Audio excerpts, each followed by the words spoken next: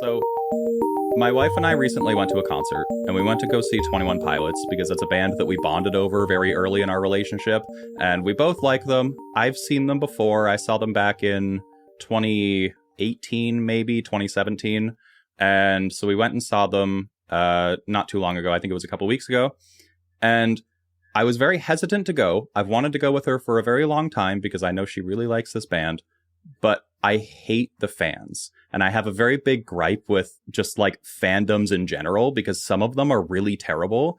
And I have the same problem with gaming with some certain groups of people. But 21 Pilots, I think, have the most obnoxious fan base I think I have ever encountered in my entire life. They are just crazed fanatics who will stop at nothing to get what they want. And I didn't buy us great seats because it was really expensive, but they were okay seats. And I didn't realize that I was going to be in a lane because they did a bunch of stage changes throughout the show.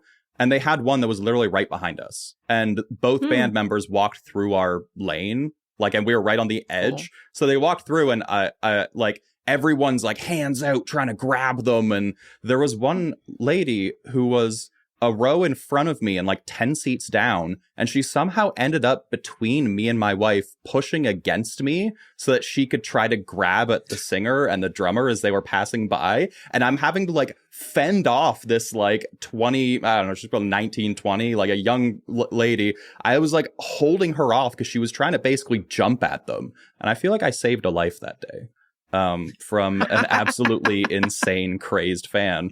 She was not happy. I was not happy because I didn't want to have to do that.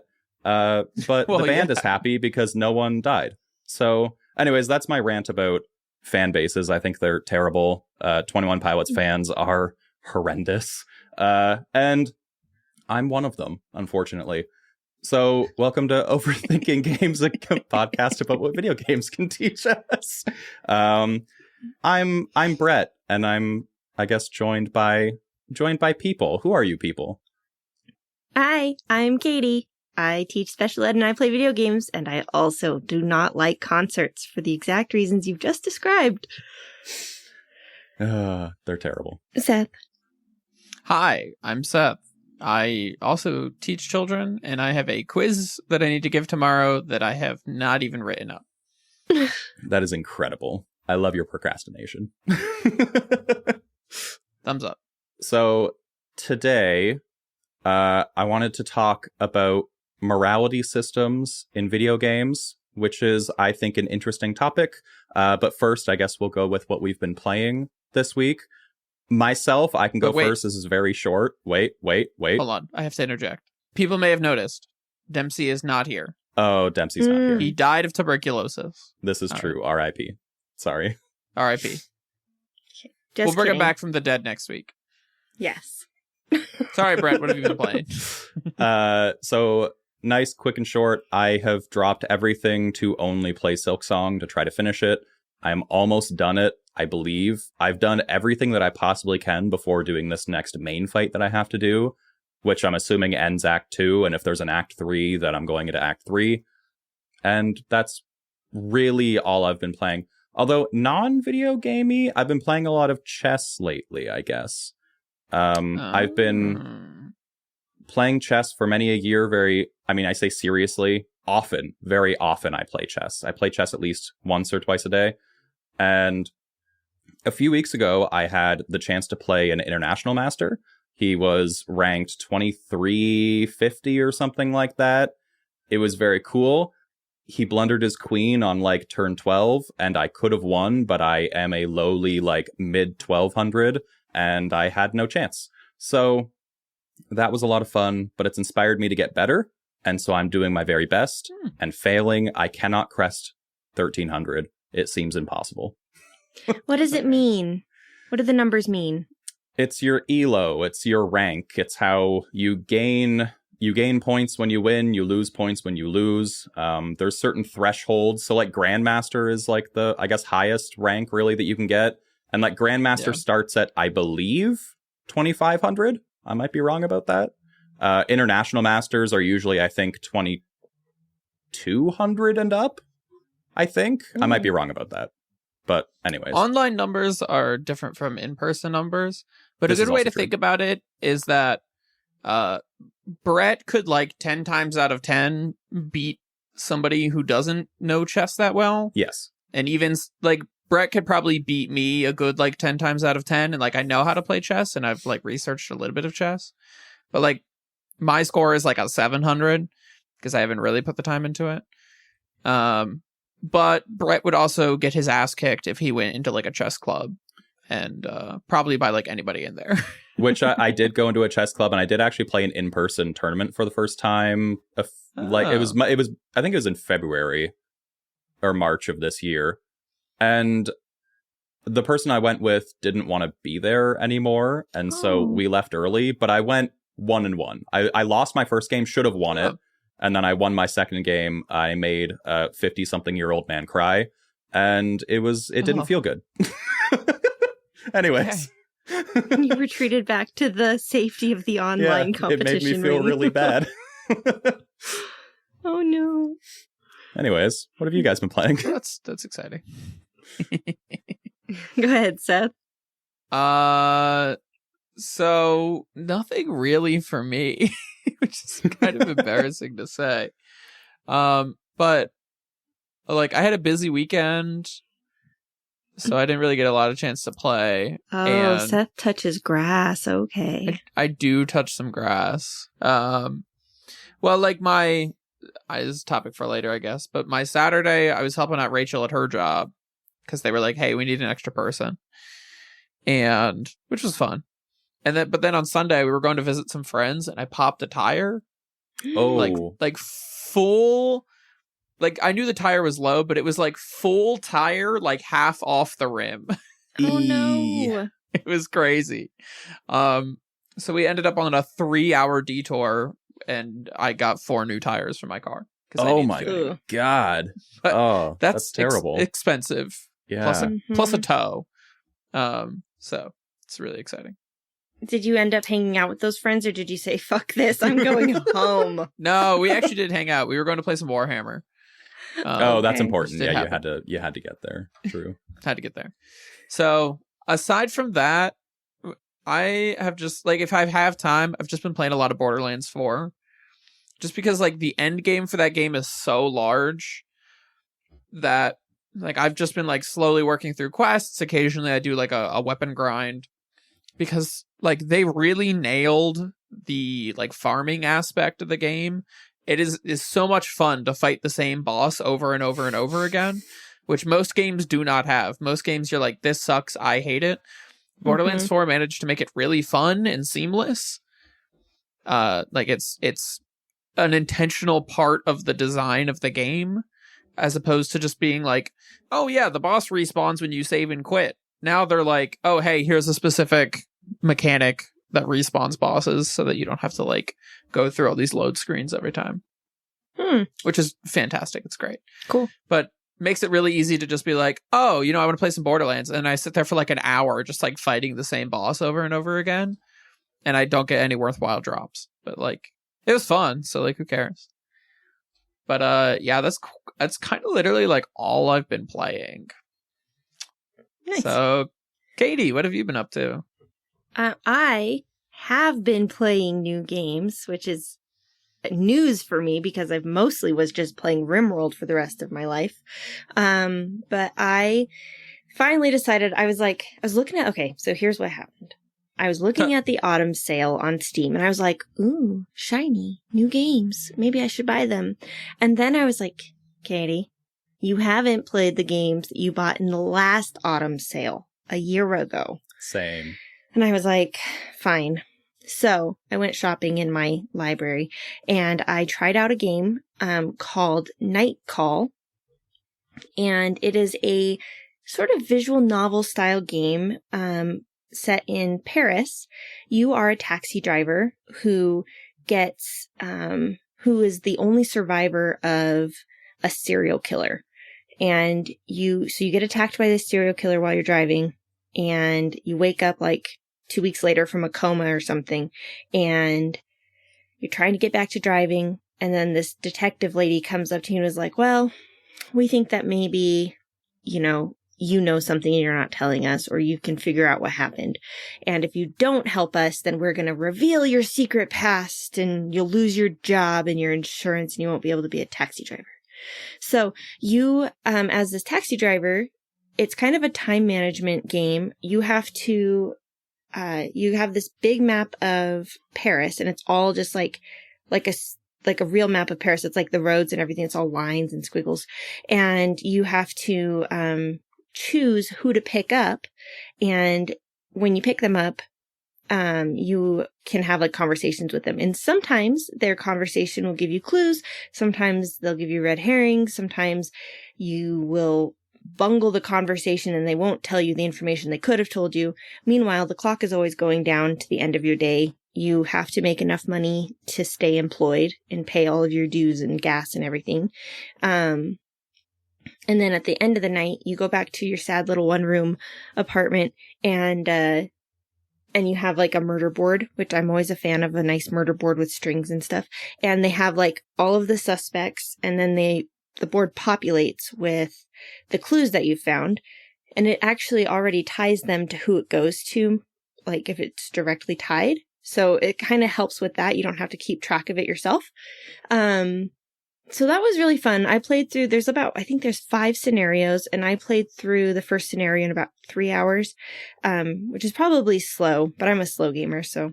But I didn't actually solve it, which really bummed me out. I picked the wrong person because you only get 7 shifts to figure it out. And my last 2 shifts, I didn't get any helpful clues. And it didn't matter who I picked up or what. I was like, did I just get all of the clues already? Or am I not talking to the right people? But I didn't feel like I had enough information. So it kind of felt a little bit unfair at the end. So I haven't gone back to it after I failed the first time, even though I think I know who did do it. But because the mechanics were just it felt a little bit unfair the way that they did it, a little bit like luck-based. I haven't gone back to it, but it was fun for the time I spent on it. And I keep having dreams about serial killers, so something stuck. But yeah, so that was an interesting one. I think I got it for $2, so it was definitely worth the investment. And then the other one I've been playing is completely different, and it's Monster Train. Great game. Which I know you've played, Seth. Have you played it, Brett? Never heard of it. I'm gonna look it up now. It looks like Hearthstone almost, like in UI of some things I'm looking at now. That's so interesting. Completely. Sorry, the cards look like Hearthstone cards. Oh, okay. I guess. Sorry, that's all. That's what I'm seeing. Anyways, it's kind of like it's kind of similar to Slay the Spire in that it's like a deck builder roguelike, but it's different because you're on this train that has 3 levels, and they start at the bottom level, and you have to fight the bad guys and try to prevent them from getting to your top level, which is where your like engine lives. But your engine does so much damage that it's like it's gonna kill anything that gets up there. So it hasn't actually been too hard yet, but I'm only in the beginning. But it's one of those games that I could see that I'm going to sink, 100 or 200 hours into as I learn the decks and unlock things. And I played probably 200 hours of Slay the Spire, and then I got Cobalt Core, which I loved even better than Slay the Spire. And that was like a spaceship deck builder, and I played 200 hours of that. So I'm guessing that this is my next 200 hours. Does it play? I'm assuming it plays well on Steam Deck. Like, it looks like it would play well on Steam Deck. Yeah, it's great in handheld. It's really good in handheld. The only complaint that I have with it, like in Slay the Spire, when you look at a card, and it has like a status effect or it has like little emblems, there's a button you can push so you can get all of the information about what the emblems mean. And on this one, Monster Train, I'm like, wait, is that attack or is that armor? What's the difference between like this and that? And it doesn't really tell you as much information as I need it spelled out a little bit more. So I feel like I'm kind of guessing a bit, but I'm guessing that it'll click and it'll start to make sense, and then I'll feel foolish that I was ever confused. But it's pretty fun. It was in my brother's library. Thanks, Chris. Shout out, big bro. Playing it for free. So with those library sharing. Yes. But yeah, that's pretty much been it. And reading lots of books because I'm trying to read 40 books by the end of the school year. I am on 8. It's good. Just go for the Dune Saga. It's a super easy read. It's great. Yeah. Get it done in no time. I think that you're tricking me. I would never do that. Not even once. I am rereading the Murderbot books, which are all literally novellas, and I'm counting each one because 40 books is a lot. Valid. Yeah. Yep. All right. What are we talking about, Brett? Today, so I want to talk about morality systems in games, and specifically, there are a lot of different, I think, morality systems in games, and you can kind of define it in a lot of different ways. So you could define it, so the way that I define it is something like Mass Effect or Star Wars Knights of the Old Republic, where you have a defined kind of like alignment slider, where it's, you're either good or you're bad. Decisions that you make in game give you positive or negative influence in these things. But you could also define it as something like Papers, Please is kind of a more abstract version of it, where there are moral choices that you make in Papers, Please, and they directly affect the rest of the game. So whether or not you want to be good cop, bad cop, anarchist, whatever way you want to play the game, that is also a morality system in its own. And so there's a wide range of ways I think you can define morality systems, but the long and short of it that I'm thinking of is just a system within a game that tracks whether or not you're doing the quote-unquote good thing or the quote-unquote bad thing, and it's attributing gameplay mechanics, changing the story, doing something based on those actions. So in general, I just kind of wanted to talk about morality systems. I think the easiest way to start off this conversation is, do you guys have a favorite game that has a morality system? So mine, I mean, I can't go an episode without talking about Star Wars Knights of the Old Republic, but that's my favorite game with a morality system. Totally. Sounds something that another game that I kind of recently realized has one, and one of my favorite games is Prey, the one that came out in 2016. It's an Arcane Studios game. If you guys haven't heard of it, you're on a spaceship and you're dealing with aliens, and I don't really know how to describe the game in a way that's not going to spoil it, but that game also has a very complex morality system within it. So that's I think those two are two current standouts for morality systems. So, Katie, what are your favorite morality systems? Most of the games that I really love have a morality system in it because I love Choices Matters game. Choices Matter games. Mass Effect was actually the first game that I ever played where there was a Choices Matter. And I remember my brother got it for me when I had pneumonia. I'm sure I've told the story already, but I was in high school and I had pneumonia and my brother got it for me and I beat it in about 4 days.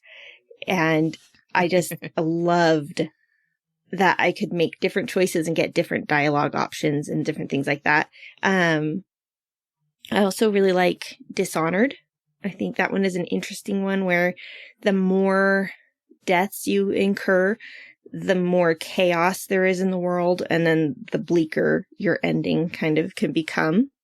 And then I also love any kind of graphic novel where you have to try to make choices. And there's some games where it's so clear, like, okay, this is the good route, this is the evil route. But then there are games where you're like, I don't know what the right choice is.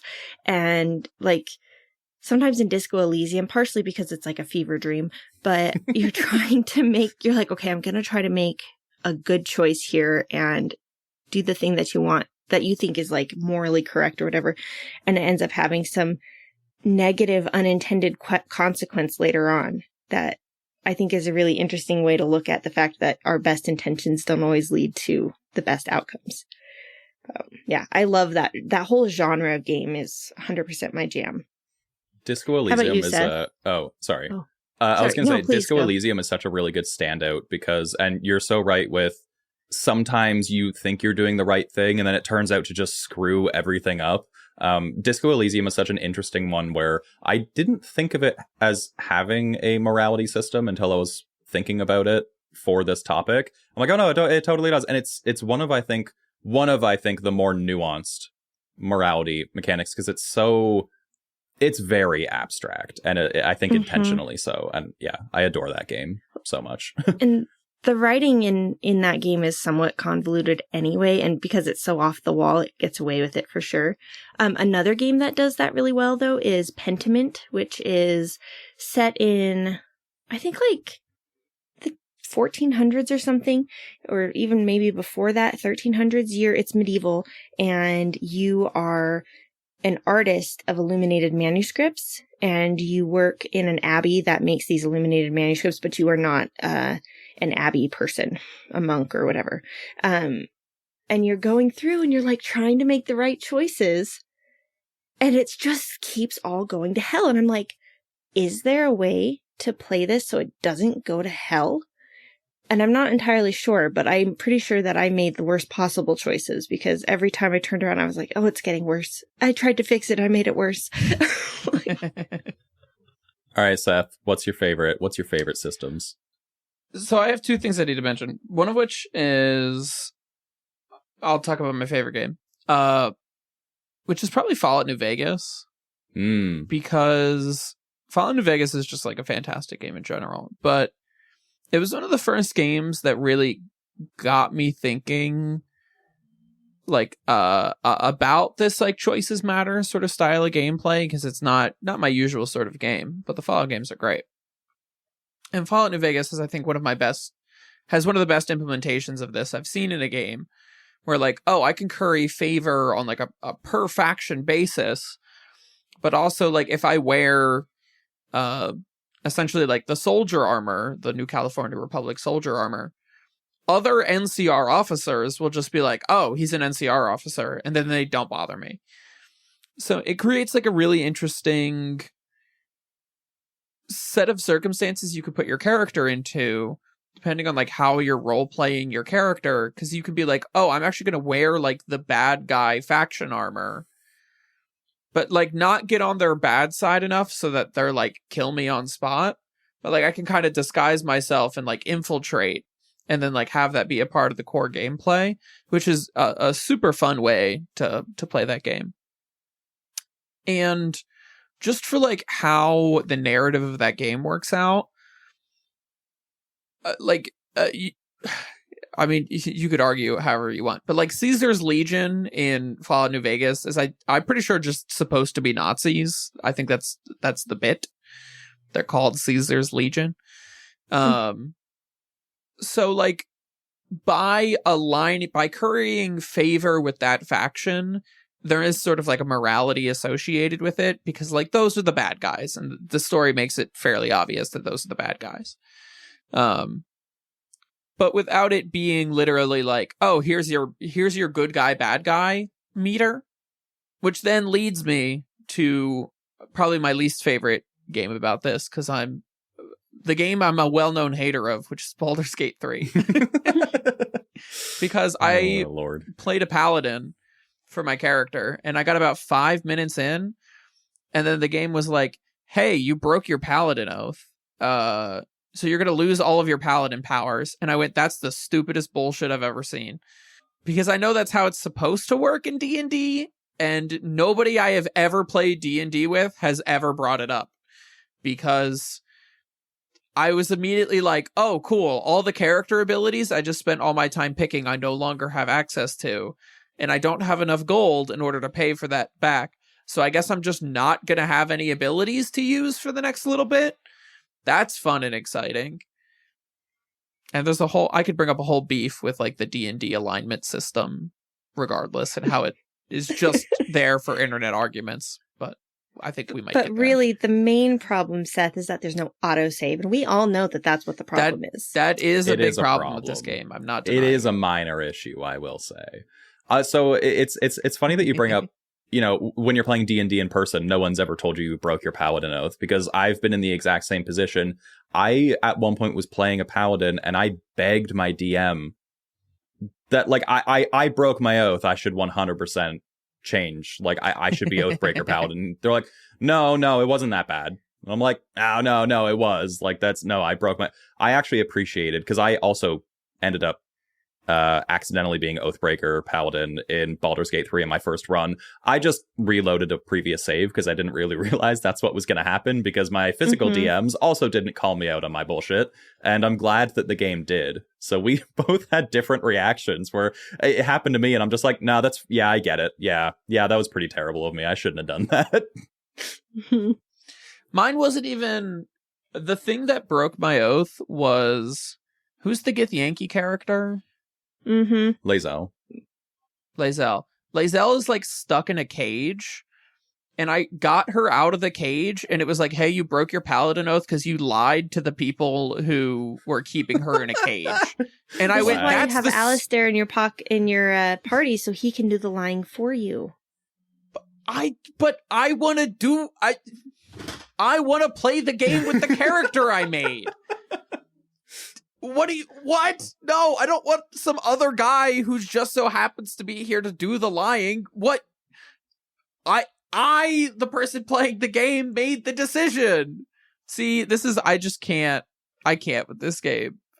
So that's so interesting. So I guess you just really, that's such like a typical like RPG thing though, where it's like everyone in your part, if you're playing a party-based RPG, it's like, okay, this guy's really good at stealth, so if you want to stealth, use this guy. If you want to pick locks, this guy's really good. If you want to, I think a lot of games will let you just stack everything onto your main character, but sure, okay, and I don't want this to be like Seth complains about Baldur's Gate 3 again, because that could literally be every episode of the show.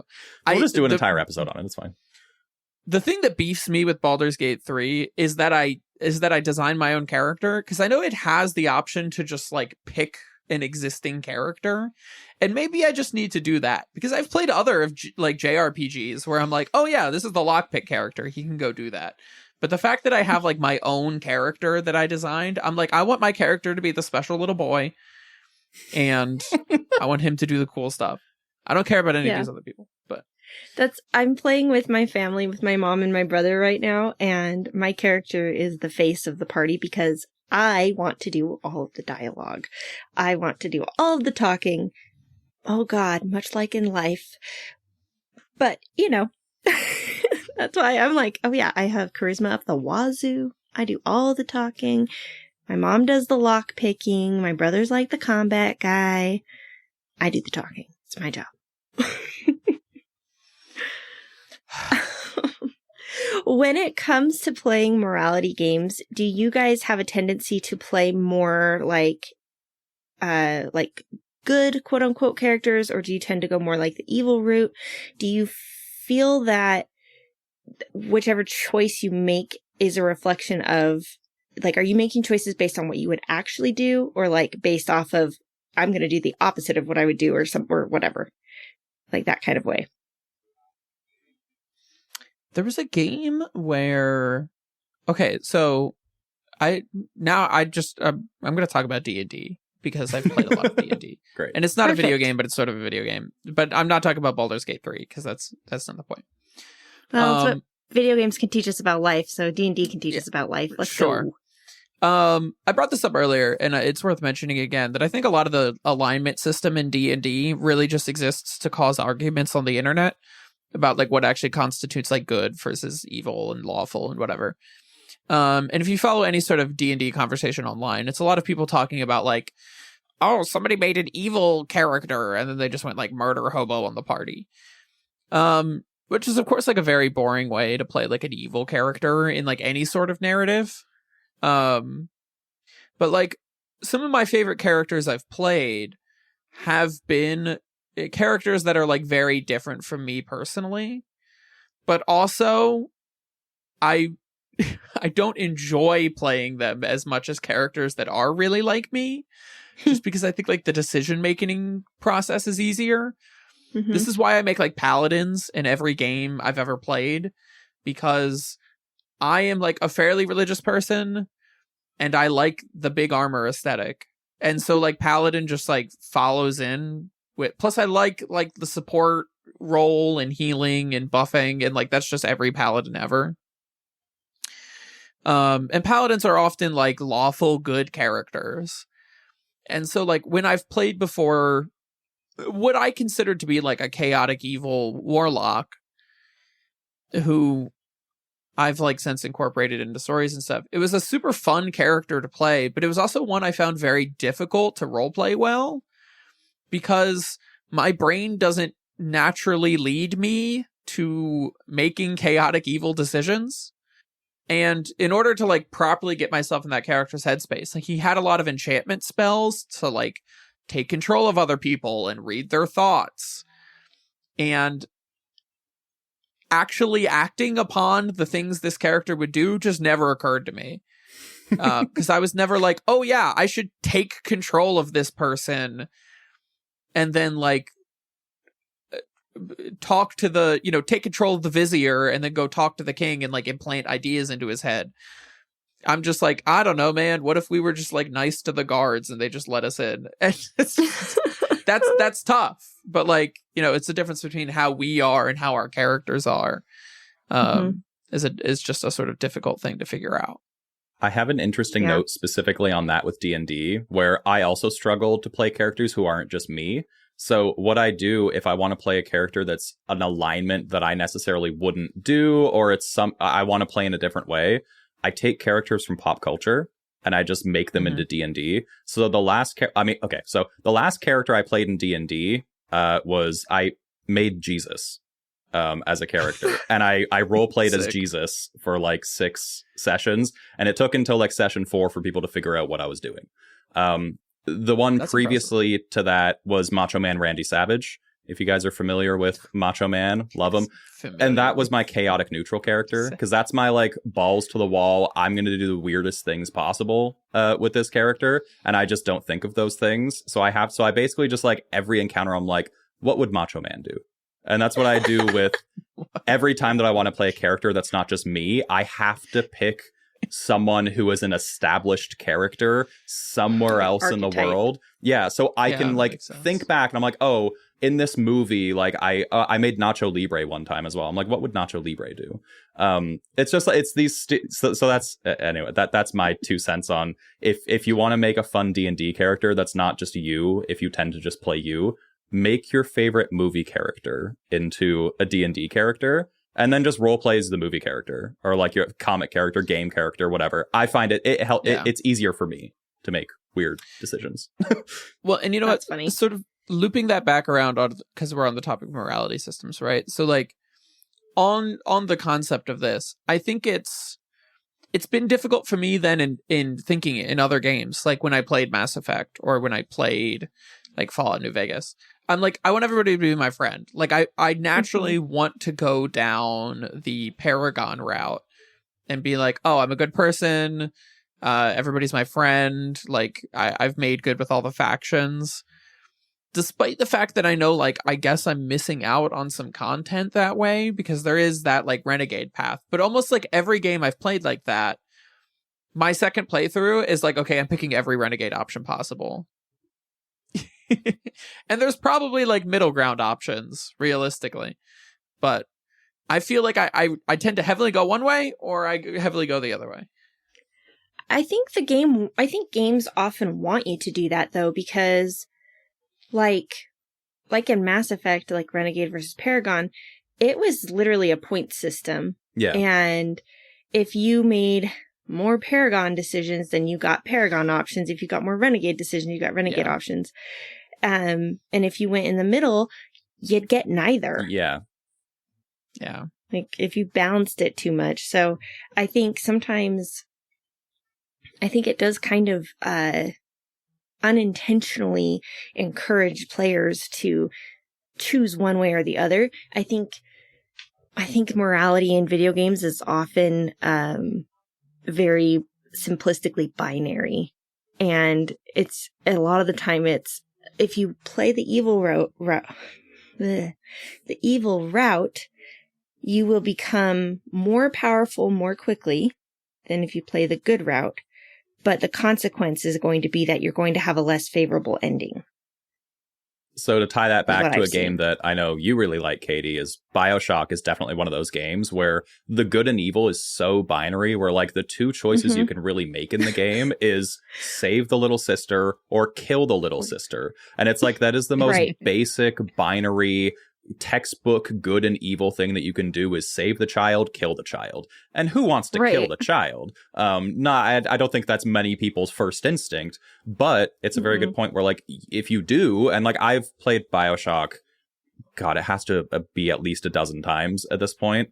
And unfortunately, killing the child nets you a lot better you get so much more Atom, you can buy more plasmids, you can just be more powerful in general. So if I just want to like play through the game quickly, that's what I'm gonna do, because it's the game. It's like doing the good thing. It's good, but it's not necessarily as streamlined, or as it's not like the optimal experience, I guess. But It's not as rewarding. it's not, extrinsically. yeah. Morally, it's not rewarding to kill a child, but Right. That's what they tell us. No. So I'm very much the same as you, Seth, to answer Katie's initial question, was where I tend to play games where I just choose the decision that I would choose. So like, and that usually ends up being, 9 times out of 10, it's the good choice. That one time it's the morally questionable choice, or it's just the like, this guy's kind of a dick, so I'm just gonna kill him. It's just like, it's mostly the good route. So if I play RPGs, like usually it's the RPGs. If I'm playing Mass Effect, I will play Mass Effect one time doing whatever I want to do, which is my choices, not optimal one way or the other, but it's usually more good than not. And then I'll do a playthrough a second time, usually directly after I play the game, and I'll choose every single bad choice possible, just because I know those are the only choices that I haven't really seen.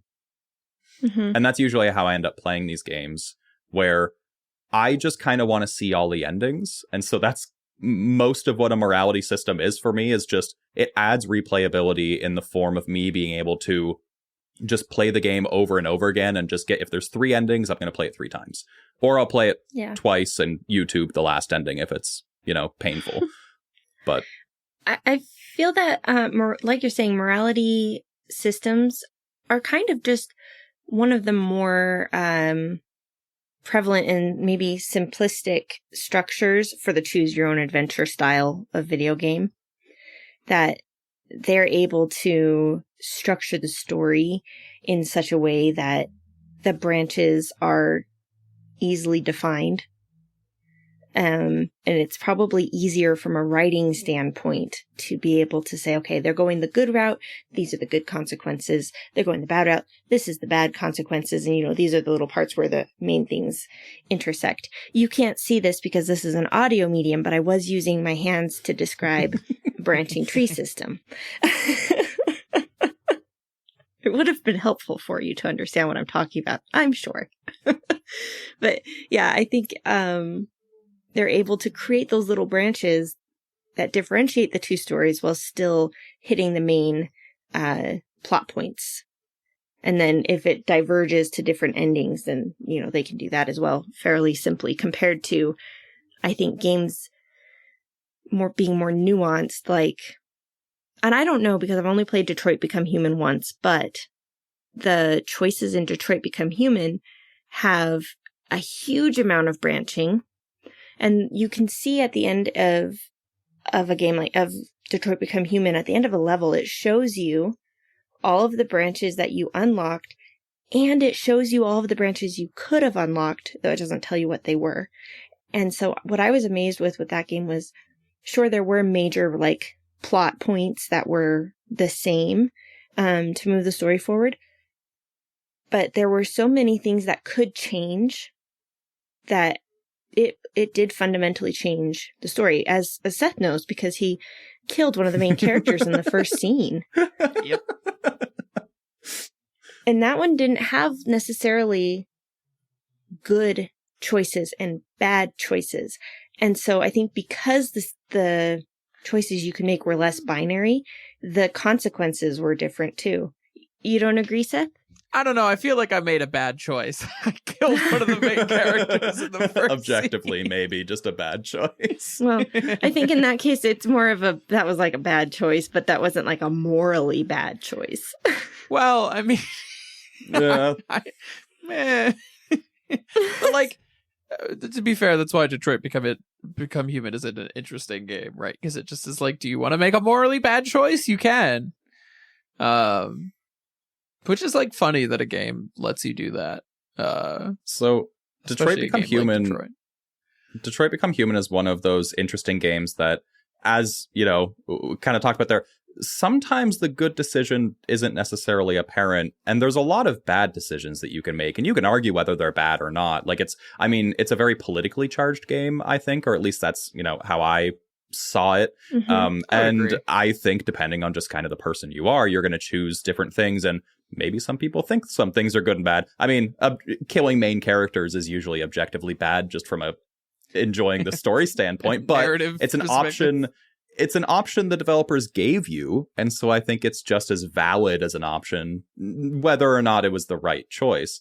So that's a very nuanced system, because we've talked about binary systems where, kill child, save child, then you have Detroit Become Human, which is very, again, it's tricky sometimes to know what the good thing to do is.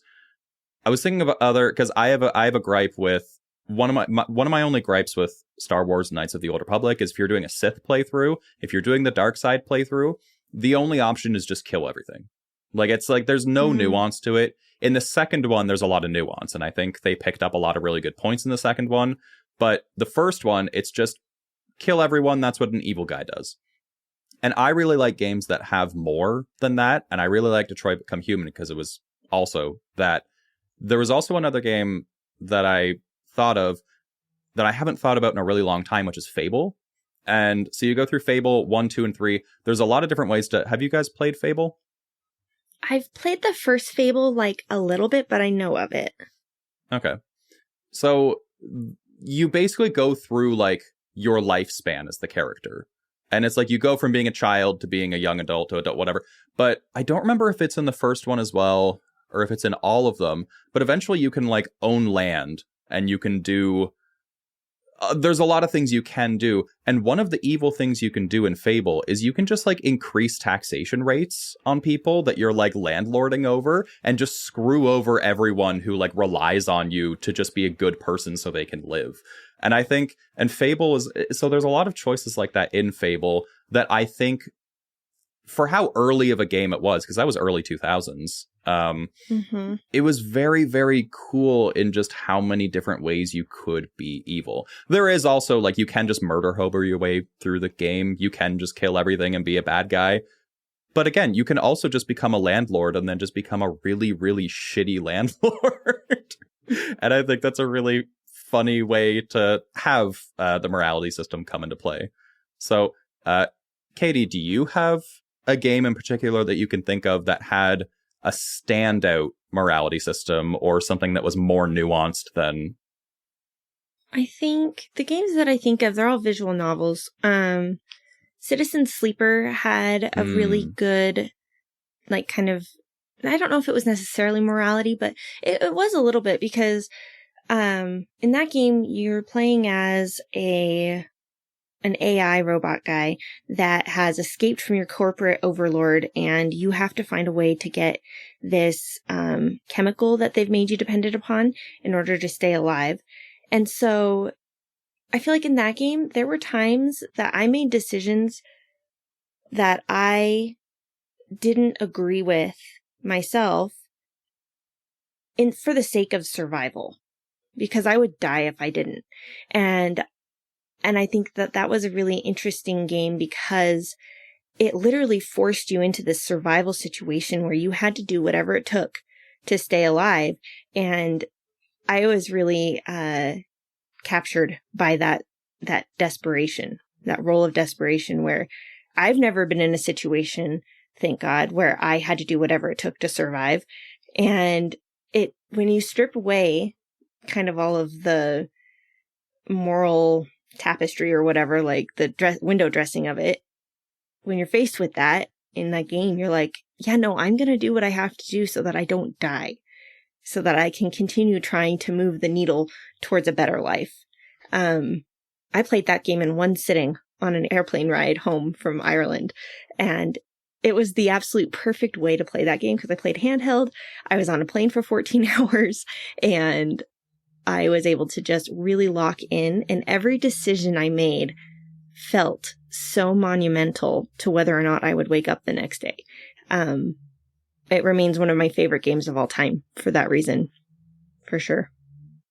It's such a good game. And it's, one of those ones that, it has an interesting, very bare bones morality system, I think, but it has a lot of choices. There are a lot of choices, and in getting I don't even remember what it's called, but the juices that you need to live, there are a lot of different ways to get it, because you can go like criminal underworld, you can try to do it right by like working for money to try to pay for it legally. There's a lot of different ways.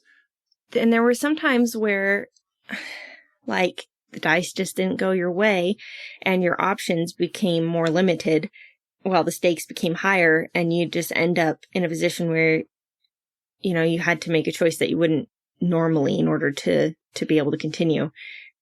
That was a really good game. Makes me want to play it again. Same.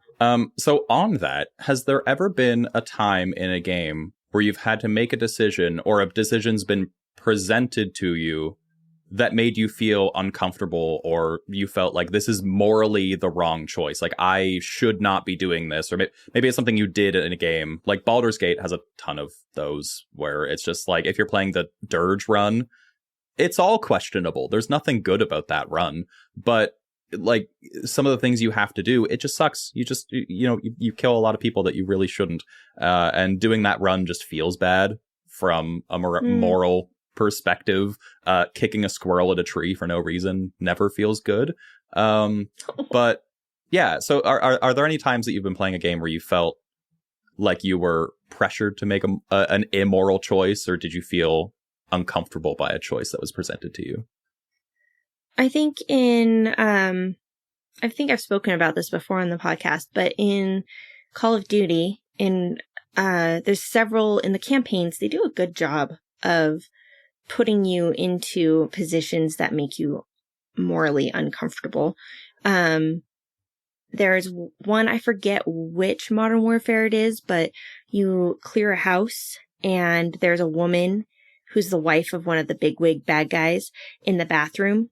And you have to, I thought that I could get past her without harming her if I just left her in there and didn't confront her. And it would not let me move on until I had gone in there. And then she pulls a weapon and you have to kill her. And it's awful. And I was like, but I didn't want to do that. Why wouldn't you let me just let well enough be and move on? And it doesn't let you.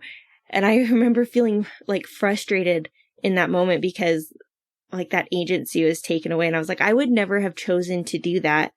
But at the same time, it makes the point in the game that I think the point they're trying to make, as much as I don't want to overanalyze Call of Duty and, you know, what it's trying to say about the Western military industrial complex or whatever, but it's like or sometimes whatever. But in these combat situations, people who would never make these choices are being forced into making these choices. And I think that's kind of what it was trying to convey in its own way.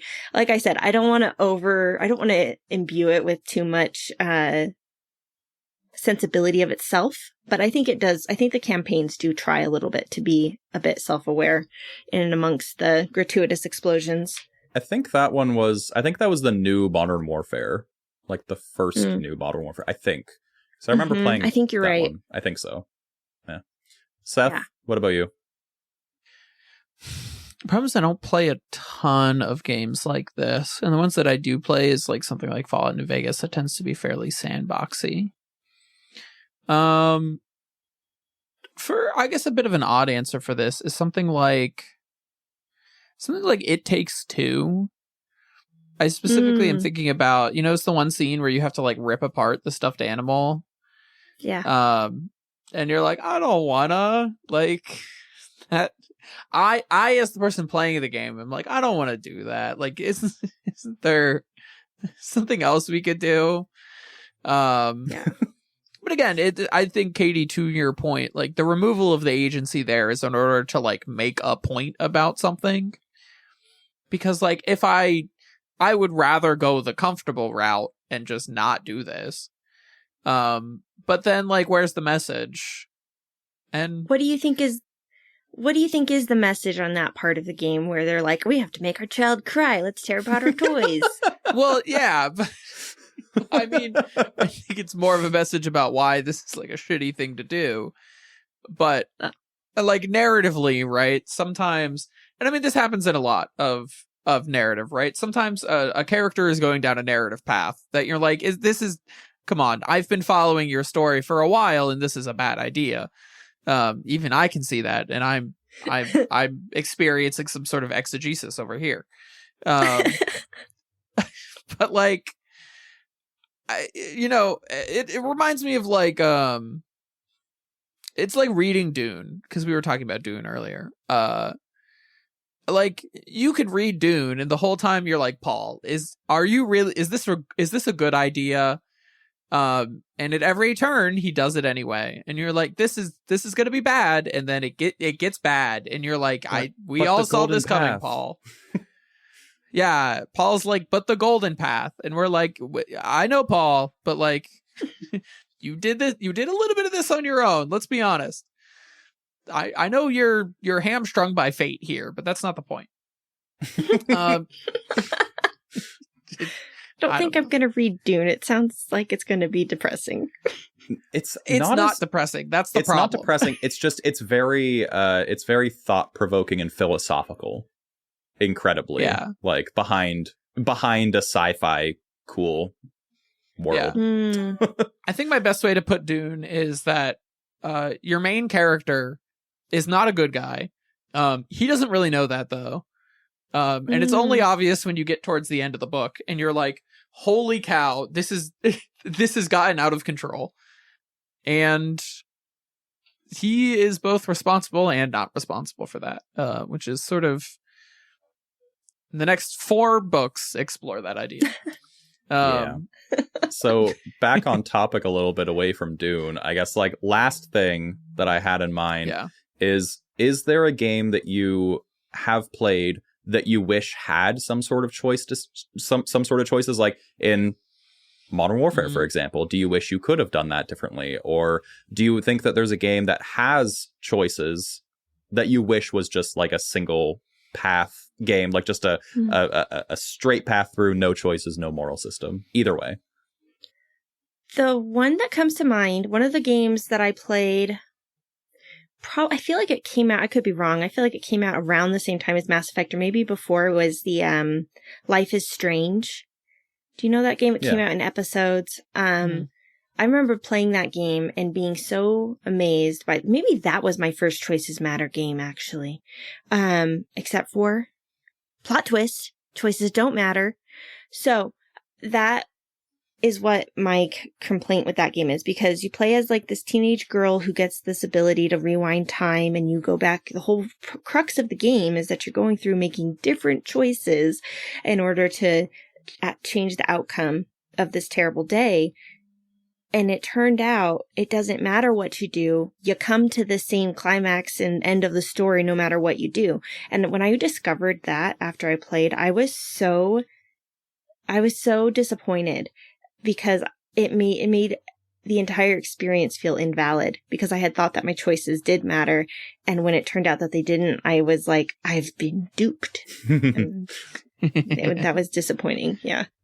Funnily enough, to spin that on its head, that does sound like it would actually be like a really interesting game, to have a game that's like presented as a choices matter game, but like the crux of the game is that like your fate is predetermined. So even though there is branching paths, like it always converges on the same place. Would be an interesting concept for a game. That's a good attitude about it, actually. That's a good way to look at it. I was just like, betrayal. Well, and I think, but like a game has to be like, its choices matter, and then like the narrative is that like actually your choices don't matter, and then that's like the sort of like an Right, intentional which part of isn't the how gameplay. No, it's not how it's presented. and I feel like that happens a lot in games, and I'm really struggling to think of an example right now. But they'll be like, choices matter, and then you play the game and like, actually, nothing. It doesn't really matter. There's a great skit from a YouTuber who about like picking options in a JRPG, and they have like the angry option, the happy option, and then like the fight option, and then really like no matter what you pick, it results in a fight at the end of the day anyway. And that's just frustrating, right? I think it goes along with the agency issue, which I feel like every episode these days we're like, yeah, it feels bad to not have agency in a video game. But like I want the thing that I choose to do to matter. Because why I chose that thing. I think I completely agree with that. And I feel like in my own real life and in the world at large, there is so little that we're in control of. I mean, there's almost nothing, right?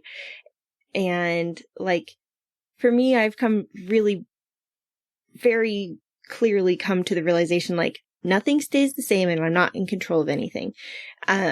And so if I'm going into a video game and it claims that I'm in control of my choices and then I'm not, we got problems.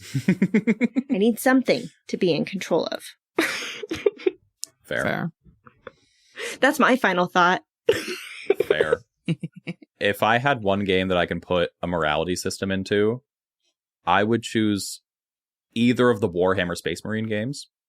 Even though I understand that the reason why they don't have choices is very clear. Like, Titus is going to do what Titus is going to do, and you can't really, that's the entire point of the games. But I almost wish that there was a version of those games where you could make choices to betray your comrades, or, like, I don't know. There's a lot of really interesting, within the Warhammer universe, there's a lot of interesting political Mass Effect, intrigue. But you're a space marine, and like you can choose like chaos or Imperium. That we're cooking. So that's the game that I really wish that it was.